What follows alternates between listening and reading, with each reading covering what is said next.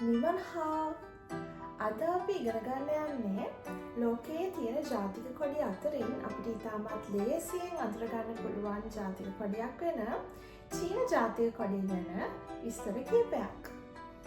චීන ජාතික කොඩිය මුලින්ම නිල වශයෙන් භාවිතයට අරගෙන තියෙන්නේ වර්ෂ 1949 ඔක්තෝබර් 1 වෙනිදා ඉඳලා. මේ චීන ජාතික කොඩිය නිර්මාණය කරලා තියෙන්නේ සන් ලියන් සොන් කියන චීන ජාතිකයා විසින්. චීන ජාතික කොඩියේ ස්වරූපය ගත්තහම චීන ජාතික කොඩිය රතු සහ කහ වර්ණයෙන් යුක්තයි.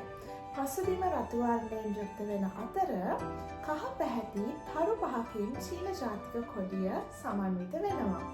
චීන ජාතික කොඩියේ තියෙන මේ රතු පැහැයෙන් චීන කොමියුනිස්ට් විප්ලවය සංකේතවත් වෙනවා. චීන ජාතික කොඩියේ තියෙන මේ විශාල තරුවෙන් චීන කොමියුනිස්ට් පක්ෂයත් කුඩා තරු 4න් චීන ජනතාවගේ විවිධ සමාජ කණ්ඩායම් යනාදියත් නිරූපණය වෙනවා.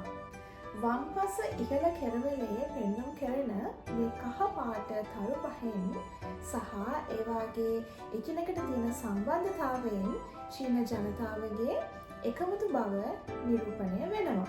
ඉතින් සරලවම ගත්තහම චීන ජාතික කොඩිය ගැන අපිට මූලික වශයෙන් දැනගන්න තියෙන කරුණු ටික තමයි මේ. මේ වගේ තවත් වටින වීඩියෝ එකකින් අපි ඊළඟ සතියේත් හමු වෙමු. සයිචියන්!